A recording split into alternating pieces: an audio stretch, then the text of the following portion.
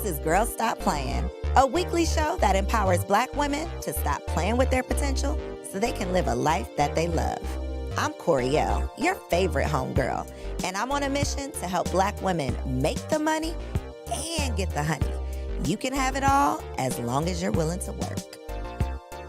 Welcome back to another episode of the Girls Stop Playin' podcast. It's your favorite homegirl, Coriel, here to encourage you to stop playing with your potential and start working for what you want in life and in love. You already know that I believe you can make the money and you can get the honey. You can have it all as long as you are willing to work. And today, we got a working woman in the building who is not just making the money, not just getting the honey, but she's helping you get the honey too. Mm-hmm. We got my girl, Allison Wellington, in the building. Hey, hey, hey. Welcome. Yes, thank you. I'm saying welcome, but we are over here on the Singl season set, okay? Yes. I know that y'all are like, girl, stop playing. Where are you? We are here at Elevate Studios, but this is the Singl season show. I'm just kind of turning the tables on you because as the dating and relationship expert, I feel like the people need to put some respect on your name, okay? So y'all know Allison hosts the Singl Season podcast, which is all about helping single women learn how they can be more successful in relationships and dating. You are always popping off on social media. Clips are going viral. And when I see my girl on the clips, I feel like the people in the comments are not putting respect on your name. So I said, we need to have you on Girls Stop Playin' so they can know your personal story, your experience, so that they know you're not just another talking head out here talking about something that you don't know about. So before we get into that, introduce yourself. Tell the people who you are. Hello, beautiful people. I hope all is well. I hope all is well. My name is Allison, certified dating and relationship coach. I primarily work with busy professional women to help them be found by the partners that they deserve. That is, and so I want to talk about you being found by the partner you deserve. Yes. Okay, because you are kind of private. You're like publicly private with your personal life, probably for good reason, because the people be all in the business and getting messy. But with what you do, I think that people are probably curious about your own dating, relationship, marriage. So tell us a little bit about your dating story. Like, how old were you when you got married? How did y'all meet? What is that story like? Because I think people are kind of curious. Yes, absolutely. So this is going to sound a little bit like a fairy tale. We met when we were 18. And then that sounds like, okay, well, Allison, who are you to be telling us in our 30s and 40s and so on? But yes, we did meet when we were 18. We dated briefly when we were 18. However, we separated thereafter. So he went off to college. He went cross country. And both of us had enough sense in our heads to know. We didn't articulate it, but we had enough sense like this ain't going to work. So we kind of just respectfully kind of faded to black. But you didn't end on bad terms. No, did not end on bad terms. We still remained friends on the Facebook. That's when Facebook was the Facebook, right? Like you needed to have a in college email in order to create an account. So we were still friends, poking each other and wishing each other happy birthday on our walls and all that kind of stuff. And so he continued to see whoever he met over there. He came home. He continued to see whoever he was seeing. And I as well. I continued to date and navigate those treacherous waters of the dating season, of the Singl season here. Well, not here because we're in Atlanta, but here in New York City. And there was a party. And I mentioned to my friend, like, oh, you know, this is my little boo thing. He don't know it yet, though. And I'm going to this party, and I hope that I see him. I know that we kind of run in relatively similar circles, and I hope that I see him. So my friend, who's an amazing human being, cold DM'd this guy. Hi, you don't know me. However, my friend, I don't know if she said she likes you or she's looking forward to seeing you. She finessed something to get this guy to go to the party. And so Andrew Wellington decided that he was going to get his ass up and he went to said party. And since then, we've been thick as thieves. We started dating. This was when we were both 30 and we became engaged when I was 33. We got married when I was 34. We had our baby when I was 36 and the rest is history. That's right. God works fast, which is one point that I love making. I love talking to women who met, married, became mothers after 30. 35 is even better because we hear every single day that your value is diminished. Once you turn 30, your eggs is drying up, you're born with all the eggs. We hear all of the things. It's so discouraging, though, for someone hearing that at 37. That's looking like, well, where's the encouragement for me? Where's the solution for me? Yes. Which is what I love about the single season, because it's like, okay, we know all these statistics, but here's a solution. Yes. And so I love that you have the personal experience to back up, you know, the professional expertise. So I want to talk about what was happening between 18 and 30. Because let me just, you know, tell y'all my truth. I have always been of the belief, like, I don't bend the block. You know, like, I'm not circling back. If we end it for a reason. You are proof, though, that that's not always the case. Absolutely. And I think, though, the point, though, was that y'all did not end on bad terms. Yes. There wasn't like a reason that y'all ended. Y'all were just going in different directions. Yep. So talk a little bit about what transpired over that 12 years that y'all still somehow found your way back to each other. Yes, absolutely. So as I mentioned before, we didn't end on bad terms. Again, we were too young to articulate it, but we understood that this thing ain't going, we 18, that this thing ain't going to work, right? So he went off and did his thing, and I stayed home, I did my thing. And since we were friends on the Facebook, we would just casually communicate, nothing romantic, nothing flirtatious, nothing inappropriate, because I always had to do, right? And I'm sure he always had a girlfriend that was going on as well. So there was nothing inappropriate, just keeping in contact, keeping in touch, knowing that the both of us were alive and well. And that's what it was for the whole 12 years before we then started dating again. And so, yes, it is super key. Number one, there was no ill will. He ain't do nothing bad to me. I didn't do anything bad to him. So there's no anger. There's no frustration. There's no annoyance. You didn't have to get over anything. Right, I had to get over anything. And then number two, we were kids. So even if he did break my heart at the age of 18, like, come on. Like, you know, how much accountability are you going to hold to a child, in essence? So, and we didn't have that. So seeing that those two pieces were in the mix here, and that's what I tell other people, like, you can spin the block reasonably. Can you identify why the relationship ended? Once you've identified that, if it's something that is fixable and they have fixed it, then spin the block. What do I mean? If you break up over long distance, has the distance changed? Has the person moved back to your town? If you've separated because of financial instability on either part, has that financial instability become stable? If the thing is fixable, if it's something that we can work on, then let's work on it. If there's something a little bit more serious, maybe they've been through a traumatic experience, they just can't show up for anyone in a romantic way. Have they gone through therapy? Has there been 6, 8, 12 months that has passed where now revisiting this makes sense? But you can spin the block under very specific circumstances. Very specific circumstances. I think knowing yourself, self-awareness is super important because a lot of times I think the spinning the block, which is why I have a problem with it, comes from like settling. Like, I don't really want to start all over again. I don't want to have to meet somebody again. I don't want to have sex with another person. So let me just slip back into what I call like your settling season, where everybody else around you looks like they're getting into relationships. Everybody else having babies, getting married. So I'm going to just take whoever I can get. I'm going to just go back to my DMs. I'm going to just slide back through my Rolodex and see who was the last person that sent me a good morning, big head message. And I'm going to respond. And I think a lot of times we find ourselves in situations that are undeserving of us because we just got desperate. Like, we just got tired of being tired. And so I want to know from you, where were you relationally? Like, had you been single for a while before 30? Had you been in a relationship? Like, where were you when you decided, okay, this is about to be my bae. Like, I want to see him at this party. Like, where were you? Oh, it was back to back. Okay. That means I keep somebody. It was back to back. Okay. It was a back to back. Okay. And even when I say that, the gentleman that I was seeing before was long distance. So it wasn't sexually back to back, but it was still emotionally tied back to back. So there was always someone in position. Yeah. Got you. Yep. And that can be a trauma response. We could talk another episode about that and why, but I'm just answering the question at hand. So I was seeing someone and he either was unwilling or unable to commit in the way that I desire. So he was willing to say, Allison is my girlfriend, but that's just scratches the surface. Like, if somebody's not willing to say those very simple words, then we can't even. What are we doing here? What are we doing here, right? But I was looking for more. Like, all right, we're pushing 30. We don't have a savings account together. You don't want to open one with me. You don't want to buy a house. You don't want to get engaged. Are these real conversations or thoughts in your head? Oh, no, real. Real conversations. Put it out there for the people, because a lot of people, those are thoughts in your head, but you are not actually saying that. Oh no, I was proactively asking, when are we after year 2? And I don't think that that's an unreasonable conversation. Absolutely not. You're 28 years old. We can both agree to put some money in a savings account. I'm not saying that we're going to combine our finances. This is a wedding fund. Right. You know, are we going to save towards something? Are we going to purchase a home? Like, I'm renting here. He wasn't renting there, but he was living in another country, right? So you're doing whatever you're doing in your country. Like, come on, son. Like, we got to do something.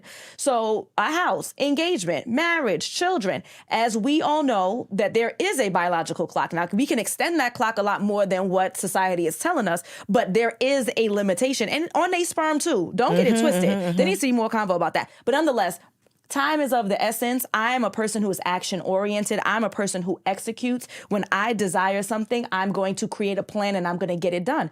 The plan is, I want to have a 2-parent household in the institution of marriage, raising beautiful, amazing children who are going to impact society. And you ain't trying to do none of the foundational work in order to get there, other than I'm cute, you cute, we should be cute together. And so this ain't gonna work. And that's why I had to wrap it up. At what point did you become a dating and relationship coach? So I started the coursework, because I have a master's degree in counseling. But Respect on her name. All right. But I started the coursework to become a certified coach 2020. So you're already married? Yeah, I was engaged. Got you. It was May of 2020, and I was getting married August of 2020, so I was engaged. What was your motivation? What said to you? Because you had already pretty much sealed the deal at this point. You're already engaged. You are already on the path that you want to be on. What in your mind said, okay, now I need to help other people get on this path too? Right. So with my background in education, because my bachelor's degree is in education, I have already seen, relatively speaking, what it looks like for children who are coming from a single household versus children who are coming from a 2-parent household where they are married and happy. Because in the Caribbean community, plenty of people have both parents living under the same roof, but they don't even sleep on the same floor. So it's not only just 2-parent household who are married and happy. And I see their behavior, I see their academic performance, and I can relatively see their overall outcome, right? I'm not psychic, but I can see it. And I know that there are more positive outcomes for children who come from 2-parent households of folks who are married and happy. And so if I'm thinking about, I want to have an impact on the community as an educator, as a teacher, you want to have an impact on the future, on society, on the community. If you care about Black folks, on the Black community, right? And so if I want to have that biggest outcome, then I need to start imparting something on these kids. So the work that I do, I work with women, but really the long game here is to have a positive impact on my community, which means that we need to be producing more impactful children who are going to serve our society in the long haul. So this is backwards planning. So if I want this end result, then what I need to do is fix these families up. I need to be helping to create families. I need to be fixing these households up so that we can have the long game.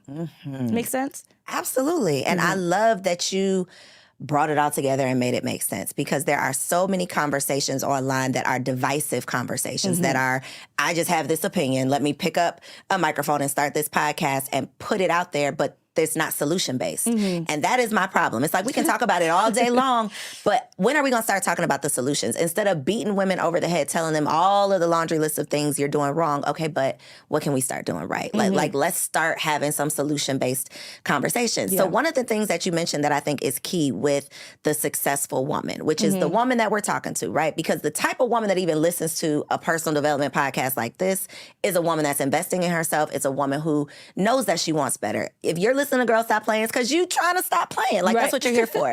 So y'all are the type of women who take fast action, just like you just said. Like, I'm an action-oriented woman. If I want something, I know what I want, and I'm going to figure out what I need to do to get it, whether that's hiring a coach, taking a class. The women who I know that are tuned in, you, that are single as hell, but you don't want to be. You're successful in every other area of your life. You can get it together. You can hire a coach. You can do all the things. Based on your experience with the women that you're working with, what is the disconnect between this high-achieving woman who's got it together and she can take action and she can hire a coach, she can invest in herself, but she's single as shit? What is the problem? Fear. They're afraid to fail. So women like you and I, action-oriented women, we were also action-oriented girls. We did well in school without much effort. We were the social butterflies. We were popular. We did well in college without even having to study. We knew exactly what career we wanted and we pursued that. And when we decided that education wasn't it, we instituted Pivoted something from new. there too. Right? Facts. We instituted that, and then now that's blowing up everywhere, right? And so we've always been easily successful. It's always been a breeze. Like, we work hard, but it comes easy. It still comes easy. We still win. We continuously win. And when we lose, we then realize that was a loss for a bigger win. So now I'm doing something that's a little risky. Now this isn't only all about me and how much fortitude I have and how much effort I put in. It also, in part, depends on the pool and me learning how to navigate said pool. And that's not necessarily easy in 2023, 2024. And so the fear of failure is what then stops the practical stuff, which is, I want to be in a relationship, but I don't want to go outside, right? And that sounds so ridiculous, and that's normally my quick answer, right? You got to go outside. But why aren't they going? Because they're afraid that they're not going to meet the right people, because they're afraid that they're not going to say the right things, because they're afraid that they're not going to be approached, because they're afraid that they're not going to be desirable enough, right? I know I got to meet somebody, but I got to go into dating apps. But they're afraid to choose the wrong app and then choose the wrong guy, and then he takes advantage of her and takes all the stuff that she works so hard for. So the root of it all is fear. She is so used to winning that she does not want to lose. Don't want to lose. Oof. So when what I remember from when I was single and like in that position, like, I know I want to be married. These niggas ain't shit. Like, it's not working out for me. What do?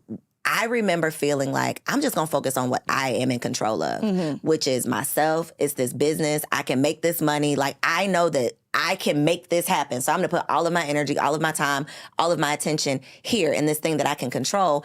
I can't control this man. I can't make him act right. I can't make him do what I want him to do. I can't make him marry me. So I'm not even going to put any energy into that for fear of failure, to your point. So I'm going to just focus on what I can control. Women like us are control freaks. Like, we want to know what's happening tomorrow. We want to be able to plan it. We want to dictate it. And love, you cannot plan. Relationship, you cannot be in charge of. These men, this alpha man that you say you want, you can't make him do what you want him to do. So that's uncomfortable for us. So I think that is a really good point, and probably an eye-opener for somebody, because if you ask that single, successful woman why is she single, she's not going to say, I'm afraid. She's not going to say, I'm too scared to go out and date. But let me tell you, they do have more control than they recognize.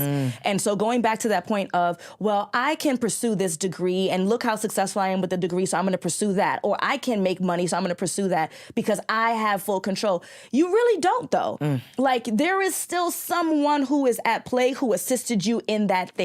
You had the professor who liked you, and so they graded you just a little bit higher. You had somebody who was in the bursar who allowed you to register for a class late. You had somebody who took you under their wing in corporate America and who guided you, or who was your mentor. So no man is an island. You really didn't do everything. Your parents allowed you to stay in this house while you went to school, which put you in a position to not have student loans later. Your daddy left you some money to buy a car. Like, you didn't do this whole thing by yourself.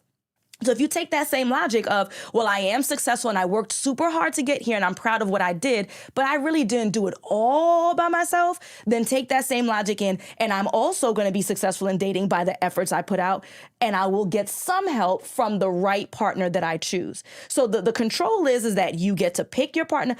This ain't caste system India. Like, you lucky. You get to choose your guy. You get to go on dates. You get to field. You get to vet. You get to have your discernment. You just need to work on those skills first before you jump into that pool and then complain about the pee that's in it. That part. I think it's all your mindset, 100%. I think that if you operate with the mindset of there's no good men out here, the good men that are out here are gay, or they have kids, or all of the things that we tell ourselves, this ratio in Atlanta, 26 women to 1 man, all of those are limiting beliefs that literally limit your outcome. And so when I took the pressure off of every man that I sit down with has to be my man, I am only dating for marriage. Like, if he doesn't say the right thing, I'm never going to talk. When I took that pressure off and really decided that I'm going to take as much action and be as intentional with dating as I am with this business, as I am with all of these other professional things, I'm going to be as intentional with this personal thing. That's when I felt like things started to shift. When I shifted my mindset around my expectations, reputation, my willingness to do the work, put myself out there, stopped using the excuse that I ain't got no time, because you find time for anything you truly want. Absolutely. But when we're so busy, we say we don't have time for that. Make it make sense. How is that going to make sense if you are not going to find time for this thing that you say that you desire? So from the clients that you are working with, what would you say are some mindset shifts, like the ones who are successful? Because you're posting engagement rings. If y'all are not following Allison, align with Allison on Instagram. You're always posting your client successes, right? What do you think is the difference between that woman that gets the end result versus that woman that's going to be in your program for the next 10 years? That's an excellent question. Well, first of all, I would like to imagine that if you're joining the program, you're serious. And so they be wasting their money. They don't necessarily be serious. So I was going to say that that people on a consultation, they'll say, "But what's your success rate?" I said, "That's an excellent question." I said, "It's 100%." How, Sway? 100% of the people who listen to me and do what I tell them to do will win. They will win by being able to get on the right dating apps and transition from an app to the phone to a date. They will win by meeting more like-minded men who want the things that they want. They will win by learning discernment. They will win by getting in relationships, getting engaged, getting married, and potentially having babies if that's what they want. They will win 100% of the time. Now, there are some people who pay their money and then don't show up for themselves. And so those people will 100% lose, because clearly whatever you've been doing for 5, 10, 15, 20 years has not been working. You thought that you could throw money at the problem and you still did not have to do the work. Being the coach is me giving the instruction. You still got to go make the play. You still got to dribble down. You still got to make the shot, right? You still sweating profusely, and sometimes you'll win the game and sometimes you won't. And my goal is to get you to the chip, but you still have to show up for practice. Not a game, practice. Do you think, so if you could just pull this out of your ass, Allison, the one thing that you feel like is just that shift, is it, okay, women have to realize that their type is what's keeping them single. Women have to realize they talking too much. Like, women have to realize they're not leaving their house. Women have to, like, once you make this adjustment, you're going to increase your chances of success. Like, what do you think is the smallest adjustment that women can make to increase their chances? Women who work with me. Well, they need to work with you. Let's put that. They need to work with you. But once they get there, it's going to sound if terrible. You just do this thing. It's going to sound terrible. It's, you don't have the answers. You hired me because I do what I tell you to do, which would include a litany of things. So that includes talking less on dates, allowing awkward silences so that the gentleman can fill the gap with a story. And many times, those people tell on themselves. Every day. They tell them, all right. So I'm also a landlord, my husband and I, right? And so we were doing interviews for people who were going to be in one of the apartments. And so I would always ask folks, why are you leaving your current apartment? My mother gave me a list of questions to ask. I thought this was a stupid question because I feel like they're going to make up something.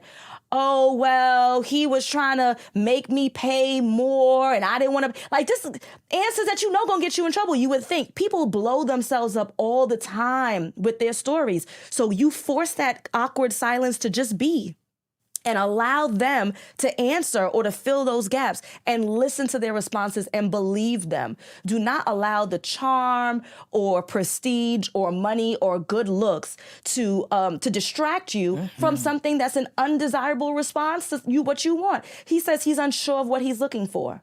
You're 37, you're 39, you're 42, you're 47, you're 55, you're 58. We ain't got time to be dating people who are unsure. They're lying. They are absolutely sure. They're unsure about you. They are sure. But they are unsure about you. Because if they were sure, then it would be it's a yes or a no. When there's confusion, it ain't you, sis. Yes. Yep. And that is, I think, you don't want to swallow that pill. That is the reason I think so many women don't ask the questions. It's not that we don't know the questions to ask. It's that we really don't want to know the answer because the charm, or we like them, or we have this, we've already put our first name with their last name. We've already decided that we're going to have kids. We're going to live happily ever after. So I don't want to ask you anything that could expose an answer that's going to shift this imaginary, like perfected story that I've created for myself. Absolutely. Are you finding that your clients are getting on the dates and then they're messing them up? They're not getting to the dates at all? Like, what stage are they actually getting to that is like falling apart? Yeah. So before they get to me, many times they're unwilling to go outside. Many times they are on, and this is a side note because people always ask me, what's the right app? All of the apps for the most part are the right ones. There's very few, like 2 or 3, I would say, don't be on out of dozens, okay? So they're on an app, but they're not paying for it. And so they're surprised that they can't put parameters in place to limit the amount of people that have access to you. So now you're wasting your time and you're increasing your frustration, dilly-dallying, talking to people who end up being 250 miles away, but your cheap ass ain't want to pay for the app, and then now you're surprised. They're not checking the apps every day. Mm-hmm. There's some apps where the messages expire. So then now you can't even reach out or respond to this gentleman because it already expired because you were wasting time. So a lot of it is like the kickoff where they're not even getting to a date. They're not even getting to a date. There's all of this riffraff that's wasting their time, that's increasing their frustration, not even putting themselves out there to get to a date. So one of the things that I've heard you say on your podcast that you have to say on my podcast, the dating app tips, because the way that you break down, so specific, y'all, when she answers this question, you're going to know why you need to pay her, okay? So on your app, on the app, what do you recommend? Just do the photos, because the way you break down the 6 photos, look there in that camera and tell them 6 photos. So if you are serious about navigating dating successfully, 2023, 2024, you're on a dating app, which you should be, you need to have at least 6 photos. 1, 2, 3, 4, 5, 6.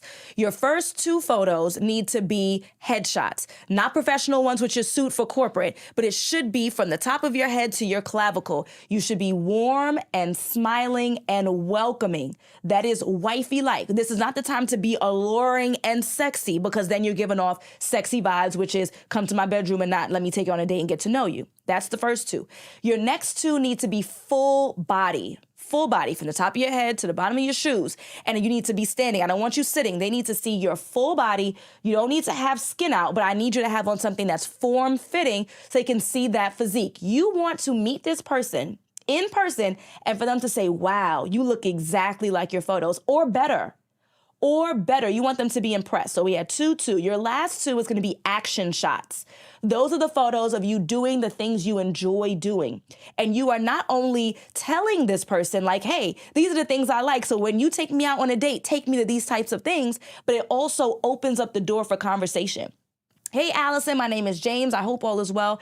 Are you a little bit adventurous? I noticed that you went skydiving a couple of months ago in the Grand Canyon. I like adventure too. Blah, blah, blah, blah, blah. So it opens up the door for conversation. 2 headshots, 2 full body, 2 action shots. Whew. I'm going to pause, let y'all take some notes. Write it down, tell a friend to tell a friend. One more thing that you have to tell the people. Where do they go to meet the people? Now, I want to put the disclaimer out there that you need to hire Allison before you go to these places to meet the people, because you don't want to get in the right places with the right people, saying the wrong things, doing the wrong things. So you need to hire the expert first. But where are the right places to meet quality men? Absolutely. So the way that I describe this is a pyramid, right? So you think about a pyramid. The bottom base, I like to call tier 3. So tier 3 is the bottom of the barrel. And when I say bottom of the barrel, I don't mean like dive bars. I'm talking about the stuff that you do regular. The kickbacks, the game night, somebody's 50th birthday party, somebody's dinner, that's the stuff you do regular. You ain't getting no kudos. You ain't getting nothing special. There's no differentiation at the bottom of the barrel of tier 3. You just there with people, right? That's the bottom. Next, we have tier 2. Tier 2 are going to be male-dominated interests that are normally entertainment, right? So it's going to be basketball game, football game, axe throwing, the gun range, the pool hall, right? So the ratio is in your favor. There are more men than women in the space, and it's relaxing so there can be some kind of conversation or engagement around the thing, whatever the activity is. Tier 1 is top tier. It's going to cost you, but you're going to be around like-minded people who want the same things as you and tend to value marriage and tend to value family. That's going to be professional spaces that are male-dominated. So conferences, mixers, meetups, live podcast shows around male-dominated vested interests that are serious in nature. They're career driven, they're political. You're rubbing shoulders with like-minded people. And again, these types of people tend to value the institution of marriage and family. That's where you go. Allison, I got a hard question. I am very pro-Black love. I am starting to not change my opinion. I'm still very pro-Black love, but I'm starting to realize and consider the fact that Black women are needing to make adjustments with their type, right? So we've talked about the statistics, we've talked about the numbers. We know, the pool of qualified Black men is just getting smaller and smaller. We can talk about prison system. We can talk about, women out earning men. We can talk about all of the reasons why. That's another conversation for another day. It is what it is. As a woman who is married to a non-Black man, what is were you always open to interracial dating? And what is your advice for a woman, a Black woman who really wants to marry a Black man, but is feeling like she has to start shifting her expectations or her type?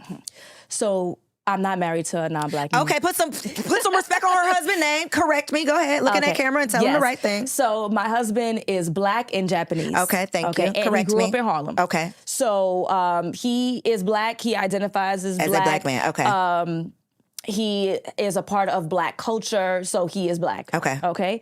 However, he is interracial. So his parents, right? So his father made a decision to marry his mother. They met military in Japan, and that's how they then made little Andrew. So, but I will say that I am still a proponent of interracial dating. Okay. I think that... Were you always? That's a good question. Well, my bachelor's degree is in history education, and I have a big-ass poster of Malcolm X in my house. So I would say that I wasn't... See, that be my thing. It's like, ooh, like, I'm open, but blackity black.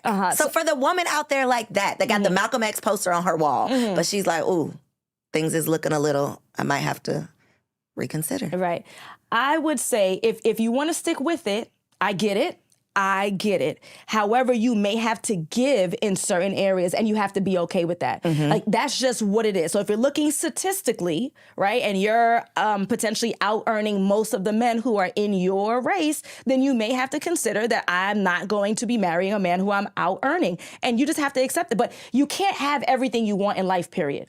So if you're going to say I'm only dating Black, you can try to level up yourself to then attract the men who are what you're looking for. And if that's just not reasonable or realistic or whatever that might look like, then you may have to date or marry someone who doesn't earn as much as you or isn't formally educated.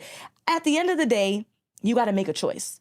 So if it's like, nah, he got to be Black, period, then are you okay with him making $80K over 120? Are you okay with him potentially coming into this relationship with a child? Are you any of the things and the standards that you've had before, you may have to adjust accordingly. Or you can open up your pool as everyone else is, right? Namely Black men, open up your pool and date others. Dating others doesn't mean that's who you're going to marry either. Perhaps I can give you the insight to say, oh, nah, I absolutely must have my Black man. So let me do some restructuring on this end so that I can have that relationship. Or it might open your eyes to maybe this can work, but absolutely date outside your race. And then you could decide thereafter. Test it out. Dating is going out for some apps and a drink. Maybe if you're the adventurous type, you want to go roller skating. It is not you signing your name on the dotted line and changing your last name. So we got to be more reasonable. Go out on the date with a Hispanic guy, because it ain't only Black and white. Go on a date with the Hispanic guy. Go on a date with the Asian guy. Try something different. And again, it may reinforce what you already knew, which is, nah, I'm good. I must have my Black man. Or it may open your eyes to say that maybe I should consider something else. I love that you said that you're going to have to give on something. Like it might be, I really, really like dark-skinned men, but here go this high yellow man that has stolen my heart. It might be, I thought I had to have an entrepreneur, but now I done found this corporate guy that you're going to have to be flexible. And I think that is I'm interviewing you, you're not interviewing me, but if you would ask me what I think is one of the biggest problems, that I think is one of the biggest problems, is not being flexible, not in any area. It's like, no, you got to be this height, you have to be this race, you have to earn this amount of money, no kids, you got to be living in this city. It's like the number of people who could actually qualify is so small that you are literally limiting yourself. And now you're wondering why, you mad, sad, lonely, and frustrated. Absolutely. And You're putting yourself in a box. Okay. Last thing I need for you to do for the woman who needs to be working with you. Okay. I want you to tell her what is your girl stop playing advice. So this is the sentence I want you to complete. If you really want a relationship, so girl stop playing. If you really want a relationship, and then fill in the blank. If you really want a relationship, girl, stop playing. Yep. Girl, stop playing. If you really want a relationship, and then this is what you need to do. Aside from hiring Allison, alignwithallison.com. Yes. So if you're really serious about getting into the relationship that you desire, you first need to be clear on what you want, and then you become that thing. So somebody slick is going to say, because I already got it, well, I can't become 6'6", and I can't become chocolatey, and I can't become... Can you become the woman that man who is the most desirable man imaginable in our community, become that, right? So now the competition comes. So it may be hitting the gym. It may be working on the skin. It may be working on your feminine energy and how you present. It may be your fashion. It may be where you go. But first, you need to be clear on exactly what you're looking for, and then become that thing or a complement to said thing. Girl, stop playing. Girl, stop playing.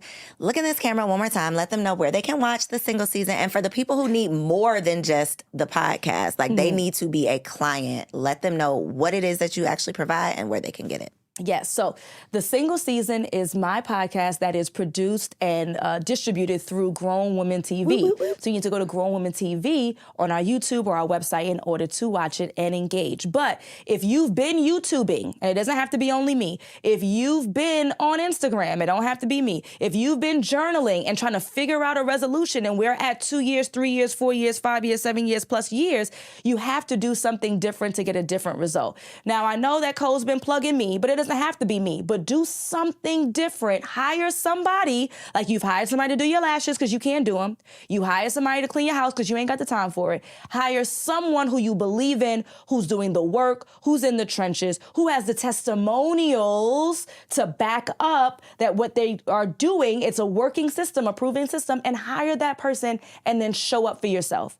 You got to do something different to get a different result. alignwithallison.com. If y'all don't have the Roku app, girl, stop playing.